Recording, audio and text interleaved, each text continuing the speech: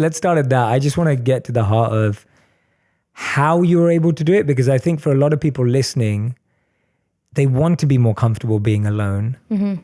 They want to be able to create their own version of success, not be dictated by the one that's been brought about by their parents or society or their industry. How did you do that?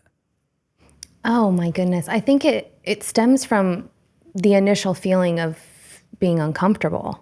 And knowing that you just don't want to be in that space for very long, right? So you start to look for resources to help you get out of being uncomfortable. I'd say from a young age, I was very independent. I didn't have I had a great family and I had a great upbringing as a whole, but there was a lot of unstable elements. My parents were not a good ideal marriage. I guess scenario growing up, I didn't see what marriage and what a compatible relationship really looked like. And I learned to, at that point, sort of take control of my own life and taking care of my brother, make sure that I always made money. I was a little kid hustler. It was really weird if I think back to the things that I was doing, like making clothes, selling clothes, rhinestoning, anything that was popular at the time. I learned to do it very quickly. People wanted braids. People wanted their ears pierced. I was all over the place. Okay. When I think about it, I'm just to make school lunch, money for lunch, or when I was vegan, I had to buy my own groceries. So I learned okay, I'm having a garage sale this weekend because I want to get Follow Your Heart mayo. You know what I mean? Everything was one for one. And I learned that it wasn't going to happen on its own. So regardless of my upbringing and sort of the chaos that was going on at home, which at the time I thought was normal. And which is even more weird. I knew it was weird and I knew it was uncomfortable and I knew that they weren't a good fit for one another, but I accepted it and I sort of became my own adult at a young age. Meanwhile, I'm acting. I'm in an adult world. I didn't go to high school. I really wasn't even in middle school for very often. I was on a series at the time. I was the only kid on the show. So I went to school in a trailer, a tiny trailer, just me and this incredibly political teacher that wanted to push every election on this 14, 15-year-old kid. So learn a little about that and what not to do. Wow. And I think one of the things I learned very quickly was, like I said, I had control over certain things. So I started to control what I ate to a point where it was unhealthy. Did go through an eating disorder while being on a show. I've never really admitted that, but yeah, I dropped down significantly. I mean, I must have been at one point my lowest, 16 years old, 70 something pounds. I was on a CBS series, so the network was not happy. And in order to appease them, they did so much to try and help. They made sure that I had tons of vegan food and smoothies. They made sure I was going to meetings in the morning. I was so confused. I didn't think I had a problem. I wasn't being honest with myself. I was trying to sort of cope with being very quickly emerged into an adult world while knowing that I had a brother who was sort of still in the home scenario that wasn't healthy and wanted to help him and wanted to help my family, and realized that I need to be making a lot of money because money is going to help all of this. And so the drive was on another level. And having control over the things that I could, which was food and working out and staying as busy as I could and being as motivated as I could, really drove me to skin and bones. But I saw the light pretty quickly, and I'm going to be so honest about that. I'm so grateful that I have this consciousness in me where I don't need to go down a rabbit hole very long to learn that the bottom is up. And I learned that I had no choice but to be healthy. And that's where I started to talk more about health. And that's when I really started to lean on what I was and what gave me purpose and what made me happy. And speaking up for animals and taking jobs that I knew were positive and fun and interesting and not dark and deep and too far stretched from the imagination was what I wanted to do. I became very selective in what I worked on. I then ended up on Nickelodeon, therefore, because I knew that that's family friendly, that's happy, that's colorful, that makes me feel good. Like I'm getting in the lives of children, which like for me, that's a game changer. I love children. I think they're the future, and I want to have a significant role in their lives. I took being on Nickelodeon so seriously that I knew being a role model meant everything to me. I'm a big sister. I'm the oldest of my cousins. And being on a show where I knew kids were watching meant that I had a position in their lives, that I was someone that they could look up to. And so that's been really powerful. And to this day, I still have young kids, teens, adults, that grew up watching me on the last 12 years of being on Nickelodeon come up to me and have nice things to say. And I just want to keep that trajectory going. That's really important to me. But that's amazing that you see it as a responsibility almost, because you know that people are watching you, people are seeing you as a role model. As I said earlier, this show for me is really to talk to real models, people who can express their reality, and people who I think are real models for the world to follow. You're definitely one of them in so many areas of your life. But I think it's really special that you took it as a responsibility, because I think it's so easy at that age to be on Nickelodeon, to have fame, to have success, and to just enjoy it. Like, it's like, why do you even need to care about anyone else? Because you've worked hard to get there. But it seems like you've always just had this responsibility in your life. Yeah. Yeah, it's weird because sometimes I wish that I had a little bit more of that, because I find myself wanting to help so much along the way and wanting to get to a certain place so that I could help more people, that I don't celebrate the small victories in the timeline, I just kind of know that there's so many people and so many animals and so many resources in the planet. I mean, you could go down forever, right? Like you can think about, and I think for me, one of the things that is always in the back of my head is my family and the people that sort of suffer with things in my family. My brother, who feels like he's almost like my own child, he suffers with addiction and has been homeless for probably on and off for about a year or two. Sorry. Yeah, I've never actually spoke about it. So that for me, to see that in my own four walls, and like the closest thing to me, the kid who, he slept in my room the majority of my life. He had his own bedroom, but he slept in my room on a trundle bed because I feel like I was like his safety net. So I've learned that I want to be that, because I know that I have that capability, and I want to be that for more people. I could be that for him, and I could do as much as I possibly can, but I want to help people before they get to a place where it's harder to make a change. So I've really tried to make that a big goal of mine. Yeah, and in a big way. Yeah. I think, thank you for sharing that, by the way. I'm sure it wasn't easy. And yeah, thank you for being so open and vulnerable and just sharing so genuinely here, because I don't think that you're someone that ever hides anything. I never feel that way. Like when I'm following you on Instagram or I see any of the content you're making, it's just from the heart. It feels that way to me anyway. And when I'm hearing you today, I'm actually loving learning about you even more, because it's only making me appreciate everything else you do. Thank you. And it's crazy because I align with so much of what you're saying in my own life. So my sister's nickname that I've given her is Kid, because I treat her as my kid, like my child. So it's so funny that you said that about your brother. And similarly in our parents, I felt I mediated my parents' marriage growing up. So I can definitely resonate with that. And then I resonate with something else. And I'm listening to you and I'm just going like, wow, there's so much in common. And I know you were saying it earlier when we were outside, but it was the same as the not celebrating little wins. Yeah. I rarely do that because I see how much work that needs to be done in the world. So I'm constantly focusing on what's next to solve, or not what's next to heal, what's next to have an impact on. Totally. Where do you kind of see that going, or how do you want that to grow?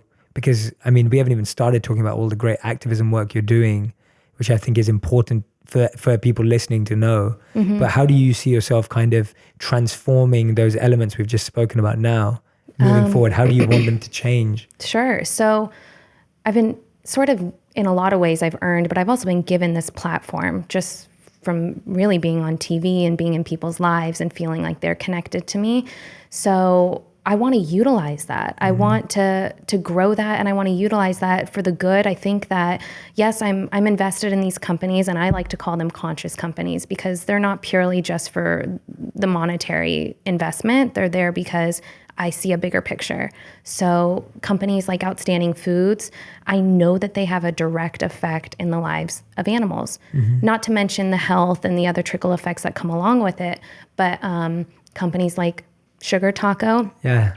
I believe in making vegan food, healthy, organic vegan food that tastes delicious, accessible at a good price point. Because that's an argument of people's, they have this idea that veganism is too expensive. It's not attainable. It's not realistic for a normal person's lifestyle. That is what I want to scratch right off the bat. That is so far from the truth. And I feel like, just not to go down another rabbit hole, but do it. Spending money on what you put into your body, much like spending the time and whatever investment you make to work out or health, wellness, whatever that means, meditating, whatever that investment you're making has such a huge impact in the big picture of your life. A lot of people spend all this money on healthcare, on pills, on things to make this instant fix in their lives, when if you just do a little bit of the work along the way and you're really being mindful of how you create you as a whole and what you do to help yourself thrive, that is a non-factor. I don't know, knock on wood, but I don't know the last time I've seen a doctor, spent money at a pharmacist, all of the above. Never. I don't even take an Advil, a Tylenol, nothing. Wow. But I really do believe that a lot of that is because I make conscious efforts to drink water, to work out, to love myself, to meditate, to do something that makes me feel whole and balanced. So that goes along without saying, right? With these conscious companies, like if you can make these baby steps along the way and they become easy to implement into your lifestyle, then hopefully the bigger picture is that someone will gravitate towards either eating plant-based or taking better care of themselves and so on and so forth. So that's sort of the companies that I've invested in thus far. I have a couple that are on the ground level startups, I'm sure you know. Yeah. Where it's, it's and not, I'm excited. Right? It's as some a cool consumer, ones. as a future customer. I appreciate that. I'm so excited. But I love the way you do it, because if you don't follow Daniella on Instagram, you should go and follow her, because you make it fun. It's not preachy. Thank you. It's never condescending. You never sound like you're better than anyone, or you've got it right, or you've got it figured out. It always comes from that space of you make it look fun. I saw you on your recent video, you went on the streets out with the big pig mascot. Yeah. And you were out with Pig Out Bacon. And I loved it. I was just like, this energy is so fun. And even the fact, when we were speaking about it earlier, and you mentioned it now about how you've focused on making vegan food accessible and affordable, I just think the way you're thinking is so far ahead. Good, like you're so far ahead of how others are thinking about helping people. Thank you. And I love that. Thank you. Yeah. I just think that there's so many people that are underserved. And there's these stereotypes that go along with that, right? You don't make a lot, you have to eat a certain way. They pump these saturated cities that are lower income with the McDonald's, with the Jack in the Box, with the elements that these people can afford, right? They're not serving these communities in the right way. That's setting people up for the opposite of success. So to create awareness via social media and using your voice of the platform that you have to implement these different lifestyle changes along the way, I think that person tells their friend, tells their mom, tells that that's the way that I think. So the more honest I can be with people about how I live, and really it's just how I live. It's not like perfect in any means, but it's just, for me, it's worked. And when something works, like I just want people to know. And I think it's like, it's our right to share with people and help people along the way. Because why wouldn't you? If you're thriving in your own right, then why wouldn't you share whatever tips or tricks that you have? And so I've sort of started a little pet project just on Instagram called Daniella's Digest. And it kind of goes in different terms of the word, right? So it's like, yes, what we put into our body and we digest it and all those kind of things. But also in general, like I just want to break down different articles and different facts and share inspiring messages. And eventually I see myself interviewing people in this space, the health and wellness space, but also just always reminding ourselves to keep it light and fun. Yes. Because that's how I got into these people's lives. I'll never forget that. I do sitcom, I do comedy, that's my forte. And that's the approach I have in life. You know, if we can't laugh at it, even if it is deep and dark and scary, we have to find the light, or else there's no optimism. There's no potential for change or innovation. You have to constantly be kind of seeking out the light, even in the darkest of times. And that's what I want this platform to sort of be. And I want that to resonate with people. If they're feeling like they're not motivated today or they need a nudge, like that's what I want to be there to do. And I'm excited about it. Yeah, go find it on Instagram, Daniella's Digest, right? Yeah, I had it down on the notes. That's awesome. Yeah, I love that you're doing that. And I couldn't agree with you more. My whole reasoning behind doing video at a time when most people in the health and wellness space were doing courses or they were writing books and they were speaking. And I was just like, we need to get this out to everyone. And my whole goal when I first started making videos was to make content that was at the pace of entertainment. So I wanted it to feel like a short movie. I wanted it to feel like a song. I wanted it to feel like entertainment as opposed to education. Yeah. But for it to have insightful messages within it. Now I'm not funny, so I had to make meaningful videos that are not comedic. But I love it when comedy or anything is used from the point of view of. I love it when comedy or any of this is viewed with the point of getting people towards the light. I couldn't agree with you more. And I'm glad you're doing that. We need that more and more and more. Thank you. Yeah, we genuinely need that more and more. Thank you. And I think the more of us that use our platforms and our skills and the talents that we have in whatever way it is to make things accessible, easy, relevant to everyone in the world, the more likely we're going to see it. Yeah. See it take 100%. off. I mean, they exist for a reason and you could use them however you choose. And I choose to think I'm not here for a long time. I'm here for a good time and I'm going to try to make some good out of it. Yeah. I want to do that for people. And you are. Thank you. So, I mean, please, you're preaching to the choir. Okay. So it's been so awesome to be able to see the content that you're creating. And honestly, it never stops at that. Like I love the word trickle effect because I feel like that is the perfect word to explain what is happening in our generation and in the generation of social media. You just never know. And I think the unknown in that regard is optimism. And that's what I'm sort of striving for, is more of that. Yeah, I wanted to pick that out because I think so many people in our generation also have a negative view of social media. Yeah. And I find that's because we're so consumed by it rather than using it purposefully. And so we find that people actually feel they're wasting. I know I saw a study that said people are wasting about 6 hours a day on social media, doing something meaningless or insignificant. Where do you get your optimism for social media and the trickle effect? I know I get it, but how did you get to that point where you were like, actually, social media is helping, it can work? I think it started with realizing, it's no different than taking that few minutes for yourself in the beginning of the day to drink your coffee or read a magazine or whatever it may be, watch the news.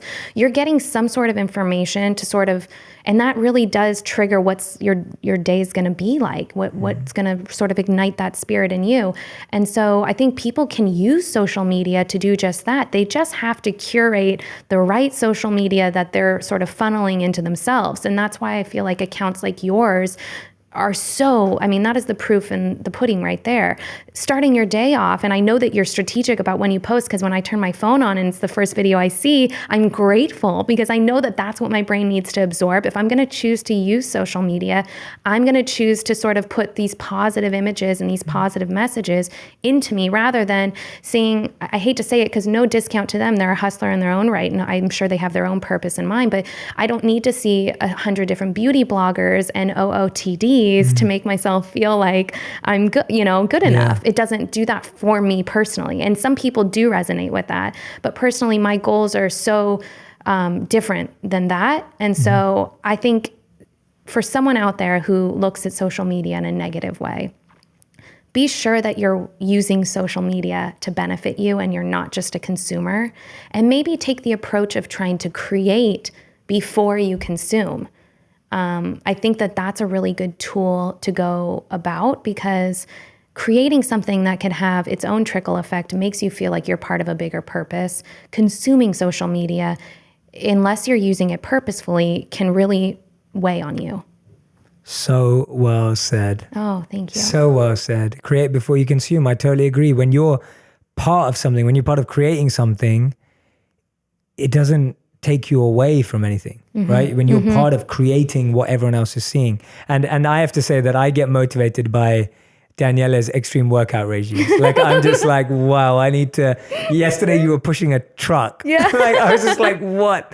I was like, oh my God, like you pushed it and then you were chasing it. Yeah. And then you ran around it. Oh, goodness. And I was just like, wow, this is so epic. I was so impressed by it. I was Thank like, you. But it's great. But that discipline you have, and I feel the same way about yours. You post so many, and you do make it funny too. Like I remember there was a time when you were eating avo toast every day. Yeah. Oh, yeah. And I'm a huge avo toast fan. So Yeah. it was just, I couldn't agree with you more. I think also when you're also able to connect, I find that the thing I love about social media is that you really attract the energy you create. You really attract the energy you put out. So if you're always putting out positive, meaningful messages, whether they're comedic or whether they're from my side more inspirational or positive, whatever they may be, you start attracting people. And that's how we connected. Yeah. Like we met once, but then I was following you on social media. I was like, oh wow, we aligned so much.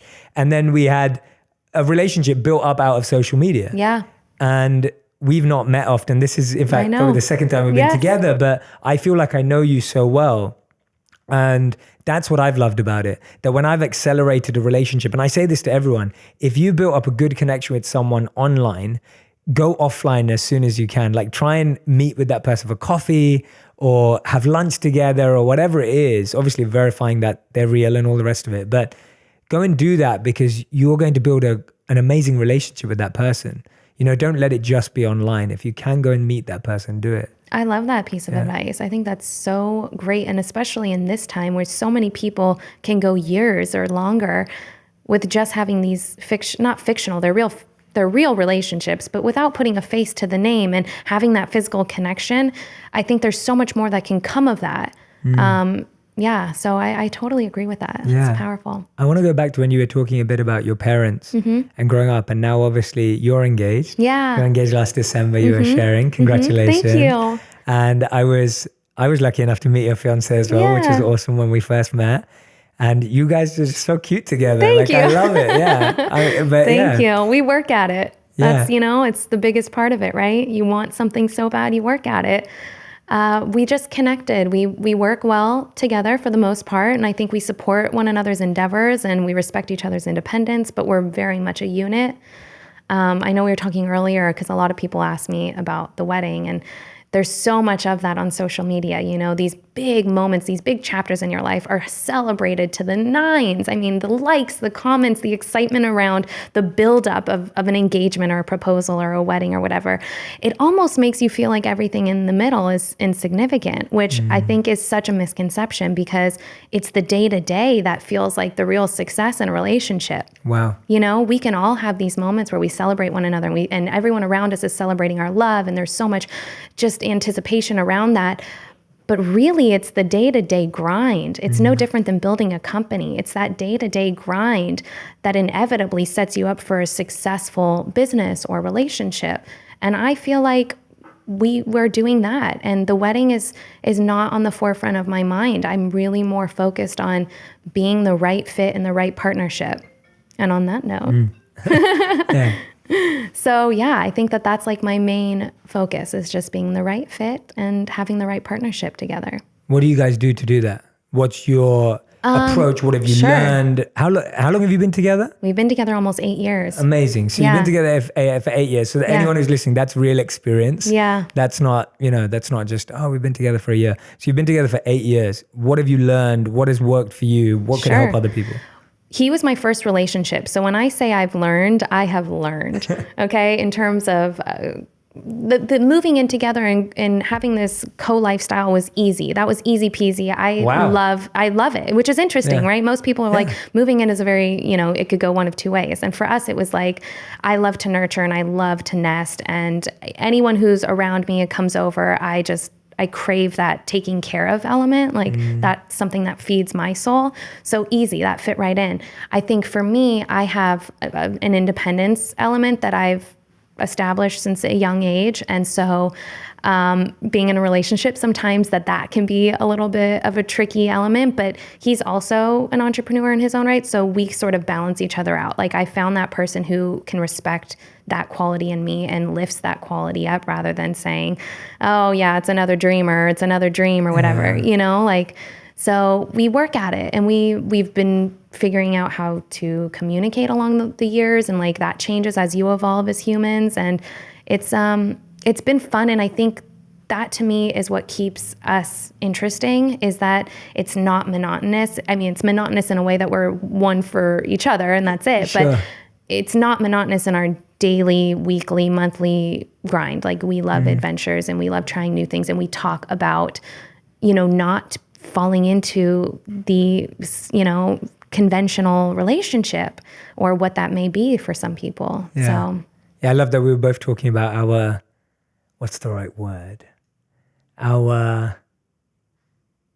It's like lack of status quo. Yeah, like our not discuss. It's almost strong. like we're not trying to follow the rules or something. Yeah, whatever the rules are. Yeah, I don't know who invented the rules. Who invented them? Who invented them? I don't agree with any of them. Yes. And why do they have to be tied to a certain age or a certain demographic or a certain stage of life? And I've just never thought like that. I've never felt that life is a set of stages that you have to live in order. And I feel like the more you do that, you push away from what you were saying, which is falling in love with the process. Yes. And then it becomes about the destination. It becomes about the next milestone. And I was saying that to someone was asking me the question the other day. They said, Jay, how do you stay detached from the result? Like, how do you stay detached from an expectation of how something should go? And I said that it's when you get to the degree that you're getting all of what you need from the process, to that degree, you don't need it from a milestone or an end. But if you're not getting any juice from the process, then you're going to wait for that award. You're going to wait for the milestone. You're going to wait for the big day, because you're not getting any happiness or joy. But if you're getting happiness and joy from the process, then you're not looking for it anywhere else. Dead on. And that's where rules and norms and kind of I see that happen so much in our generation. And I maybe it's because I'm at this age, and I'm obviously in that age where everyone is sort of celebrating those big milestones, but there's not enough of celebrating the things that I feel like take more inner strength, which are owning a company or working for someone or striving to do something in the activist community or speaking about real problems or issues in their family, whatever it may be, like all these different little things along the way that make you up to be this whole person and this happy individual. It's not always about the wedding or the baby shower or the big birthday bash or whatever it may be that kind of creates this identity of who you are for that moment, because then you set yourself up for failure. You get to that peak. It's where do you go from there? Yeah. And that's why you hear about these girls. I have friends all the time. They're like, I'm going through the blues, the post-wedding blues, and they're going through the depression of like, what was my life for a whole year? And now I have to reinvent the wheel. Oh, wow. And that must feel so tricky. Definitely. And the interesting thing about that is that can happen with starting a company. That can happen with totally. It can happen. That feeling can happen with anything. Yes. And therefore, what I believe me and you are trying to say, what we're getting to is almost like it shouldn't be around any of those. No.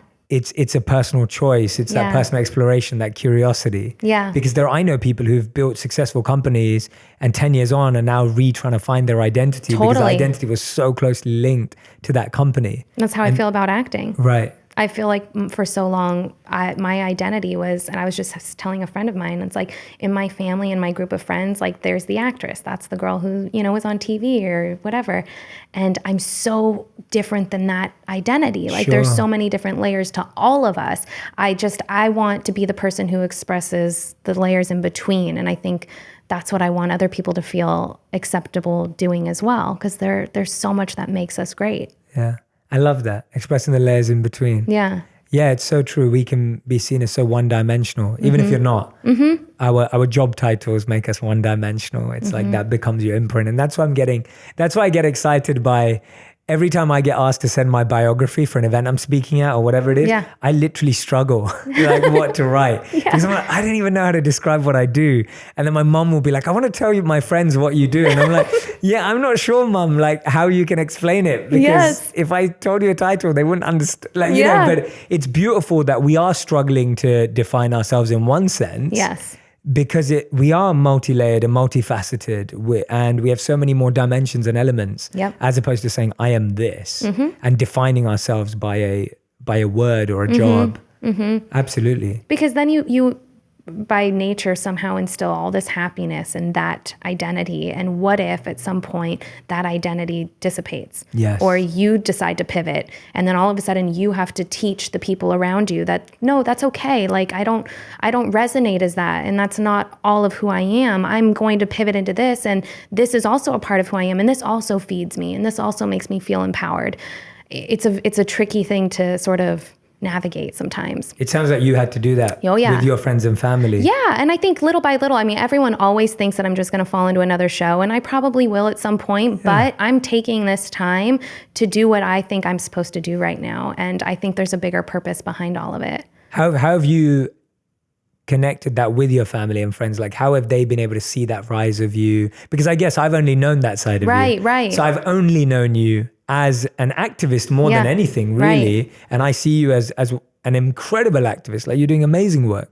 So how have the people who've had to evolve with you evolved? How have you helped them see the different side of you, or has it just happened naturally? It's been really nice is that social media is so prevalent, because people see what I'm doing very quickly and they kind of get on board pretty quickly. But no matter what I do, I don't know that I'll ever be able to shake the actress identity, and I'm okay with it. But I just hope that they know that there's so much more than that, And that's, that's all. And I think you've leveraged it, which is what we were saying earlier. And that's the best bit, I think, that you've leveraged that identity to be able to be everything else you want to be. Right. And people, like you said, take you seriously. They follow you because of this particular identity, but you're showing. So I actually think it works hand in hand. Yeah, so do I. It works hand in hand. So I'm not trying to shake it too much, but I also want people to know there's those layers. They're there. Exactly. Yeah, little bullet points underneath. Yeah, keep it. We need it, because I think anyone I speak to that wants to be a advocate for change, an ambassador, an activist, I feel like when you are known for something, when you are influential in a particular way, everything you do becomes more amplified. I know. It's just the world we live in. I know. And I'm aware of that. Yeah. So, no, I know you are. No, I know. It's just, I when I hear that, it's almost like I need to reinstill that way of thinking as well, because I know that there is a reason why I've been given so many amazing opportunities to be on a platform or reach more people.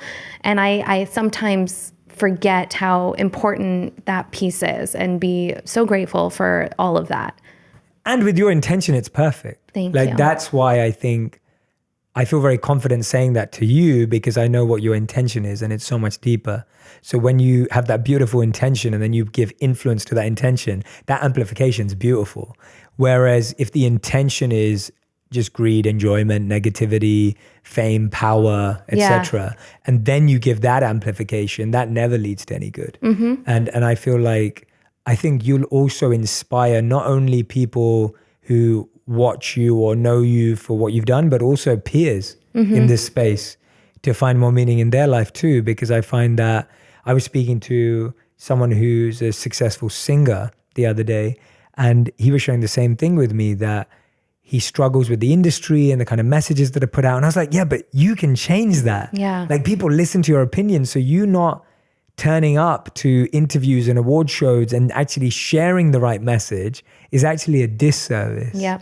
Like it's actually a disservice, because you not turning up says nothing. You turning up and sharing something says everything. Yep. And that's, I think you'll not only inspire the people that are watching and following and part of the community, but inspire peers, which I'm excited to see. Oh, thank you. When I'm listening to you, what I'm hearing so much is I hear passion, I hear meaning, I hear fulfillment. And I'm not saying any of that's perfect. And we both know that. And same with my life. But I'm hearing all of that. And in my opinion, that comes because you're a person of service, because you're an activist. And that identity of yours, that layer of yours is what's fueling all of this, right? Yeah, no, I just had this conversation. I was telling someone the other day, they were struggling to find out what their identity was, what their purpose is. Like they just feel like they live a more mundane lifestyle, and they just feel like they're constantly on that wheel of just, what is the life? What is this? And I said, are you serving? And they looked at me and they just didn't know what that meant. I said, are you serving? Like it could be on the smallest way, but are you doing anything for anyone, whether it be a friend, family member, community, animal, whatever? That feels like power. That is something we all can do. Yeah. There's no definition that describes someone who serves other than it's all of us. We all can do that. And the feeling of doing something that can make an impact on someone else's life, or in a bigger impact than you even could have imagined yourself, makes you feel like there's a purpose. And who knows what can transpire from that. So thank you for even saying that, because there's something really special about finding that service element in your life. Because there's so much good. There's just so much good that can come of that.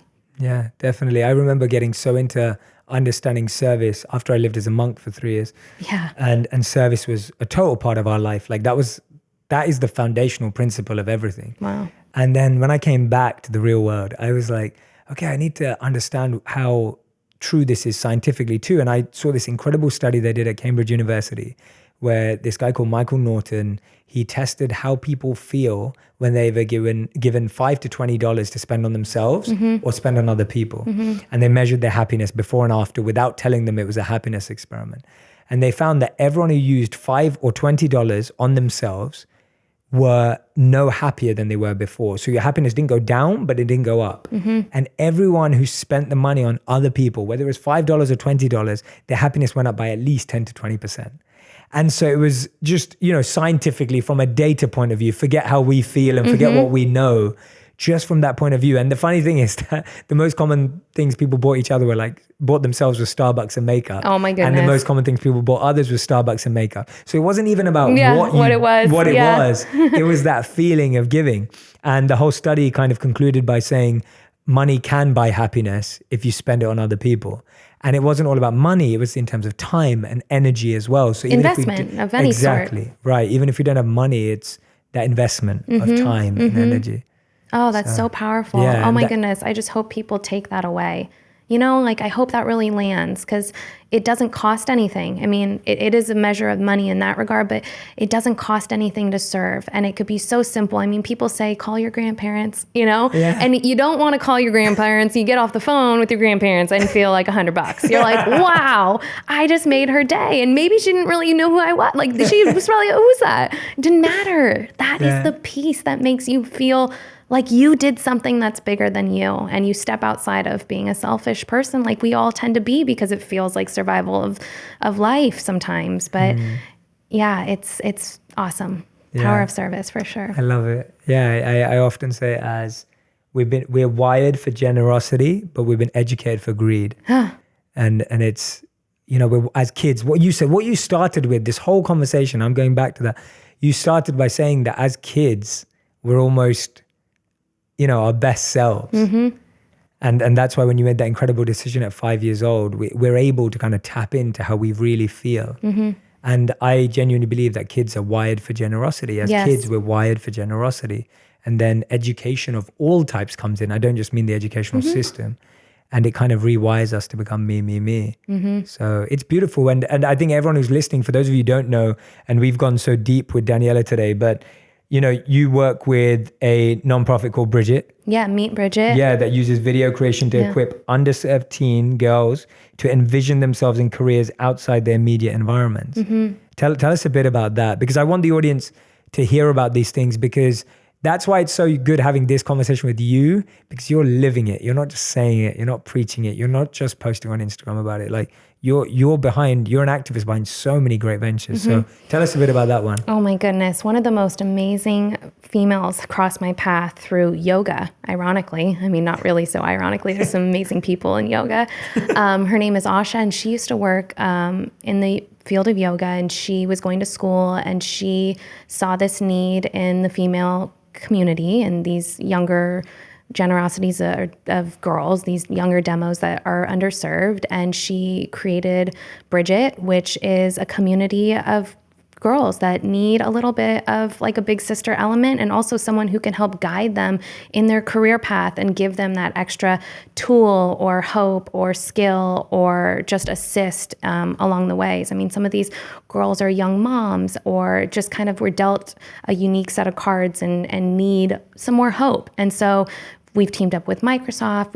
We're doing an event at USC, and we're talking about the Me Too movement, and we're just speaking about the tougher things, but also giving a lot of hope and skills to this group of girls. And if you don't know about it, I recommend just doing a little bit of homework and following us or whatever, and coming to one of our events. And we're all just real people at the end of the day, and we're just trying to do our part to instill whatever we can in these young girls. Yeah, that's beautiful. Thank you. Yeah, thanks so much. It's great to speak to a real change maker, like someone who's like your grassroots, but you're also an entrepreneur in the activism space. Yeah. And that's empowering, I think, for a lot of people to see that you can do good. Yes. And make money. Yes. And be successful at the same time. And you don't have to say no. And I think for a long time, I felt, especially when I was growing up, maybe it's in London, or I always believed that you couldn't do good and be successful. Like they were two opposite things. Like if you were successful, but maybe you're a bit greedy, because if you want to be successful, you have to be greedy. And then at the other end, I used to think, do-gooding people don't make money. And I always I don't know where that came from, and I'm still trying to explore that, but I always had that viewpoint. And it's nice to see now in our generation, people bring that together. Oh, yeah. To show that actually you can do more when you have more resources. Oh, yes. Yeah. I feel like that's happening all over the place. These bigger companies are realizing that people want to put their money, and these consumers care about where their money's going. And as soon as it's supply and demand, right? So as soon as people start to supply for something more than just consumer goods or more than just getting their needs met, and they want a bigger picture involved in this, like these companies will all start to follow suit, because they'll realize like, people are becoming a little more woke over here. It's time to step up our game. Yeah. And that's what I want to be a part of. I want to be a part of those companies that are realizing that from the beginning and being the game changers, right? I love it. I've got my 5 big questions for you. Oh, okay. As we come to a close. Okay. So these are usually quick, but they've been a bit longer recently when I've been doing them, because I have awesome guests and everyone has awesome things to share. So I stopped doing them as quick questions, because I was like, if it gets deep, it's deep. Okay. And you can make them as funny as you like to. Okay. So I genuinely feel like this. And again, I'm saying this to everyone, and I know Daniella would say this about herself. It's not about being perfect, but you do seem really happy and content. And that energy comes out very naturally through you. What makes you happy? I start my day with a cup of coffee. Nice. Okay. And I evaluate what I'm doing. I always am checking in with myself. And I know when I'm feeling a low, I either pop a B vitamin or I get to the gym. And usually I get to the gym before I do anything, because I know that there are certain things that make me who I am. And if I'm not the happiest person that I can be, then I can't serve in the way that I can do best, right? Absolutely. So I know the things that work for me. And it's working out. It's being conscious of what I'm putting in my body. It's drinking coffee. Yeah. I hate to say it, but it is. It gives me energy. I'm not an addict by any means, but I do know that there are certain things that make me who I am. Yeah. And that's part of it. Amazing. Awesome. Second question. The number one question you'd ask a monk. Have you ever met a monk, actually? No, just you. Interesting. It's just me. Okay. What would you ask a monk if you ever met one? Oh my goodness. What is your skin routine? Would you actually ask that to a monk? No, never. Can you imagine that? No, monks do have great skin, actually. I'm sure they do. Their lifestyle is a problem. What is your lifestyle? That's the question I would make. Like, what does a Monday look for a monk? Right. You know? Right. Interesting. Yeah. Okay. Good for me to know. Yeah. What does a Monday look like? That's what I'm asking here. Oh, you are actually asking? Yeah. What did a Monday used to look like? So I'm not a monk anymore, but when I used to be, your mornings start off the same, and that's the morning routine thing is such a, I mean, it's really propelled into mainstream society now to have a good morning routine, etc. But all of our days would start at 4 a.m. You'd wake up at 4 a.m. You'd start meditating collectively at 4:30. And then by about 5:15, you'd have independent meditation or personal private meditation. And half the day basically is spent in silence and self-awareness. It's your growth. It's about taking care of yourself, your needs, your learning, your development. And then the other half is spent in service. So the other half is spent being out there, whether it's helping build sustainable villages or building food distribution programs or teaching young kids or sharing the message or teaching meditation, whatever it may be. So that construct is something that I've tried to take through in my life, that half of my life should be spent learning, growing. Even this exchange, like from today, I'm just learning, I'm just listening to you without trying to judge, without trying to teach, without trying to share. And then the rest of my day is spent serving by teaching, etc. And so that's kind of amazing. What a Monday looks like. Very cool. That's what every day looks like. Yeah, I love it. But yeah, okay. Question number 3. The best advice you've ever received? Whew, I feel like I was from a couple from you today, to be honest. Gosh, the best advice.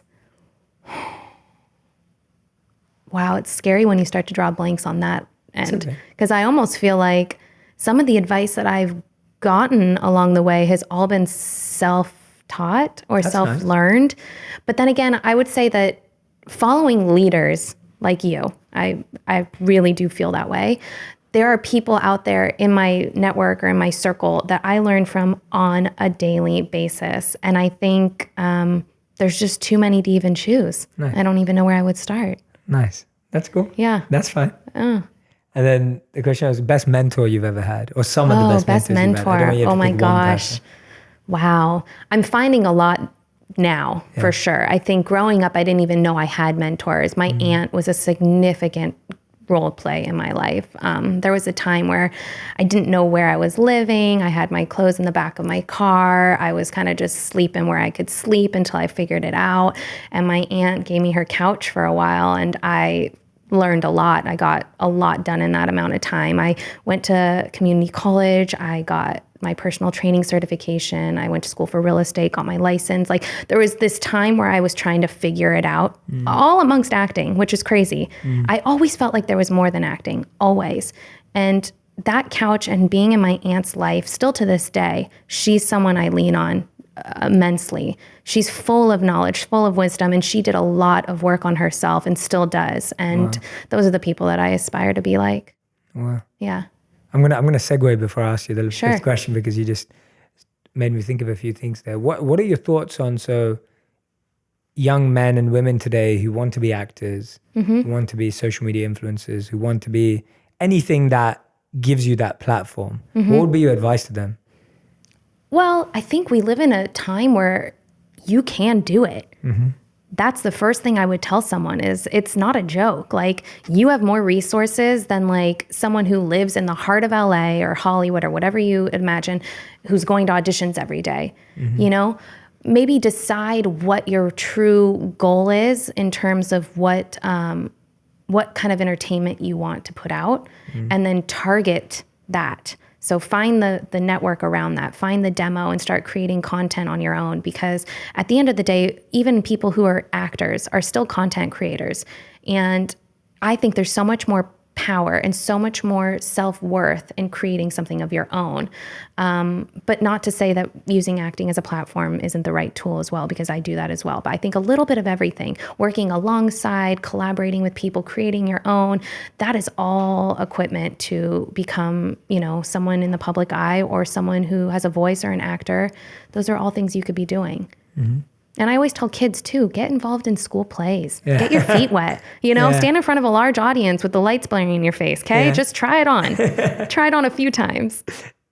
Were you shy the first time, or were you always like... Gosh, I don't remember ever being shy. In fact, I feel like I was really annoying most of my childhood, is what I think. When I think about me as a kid, I'm like, gosh, she must have been so annoying. But I don't know. I always felt like I didn't have a fear of speaking up.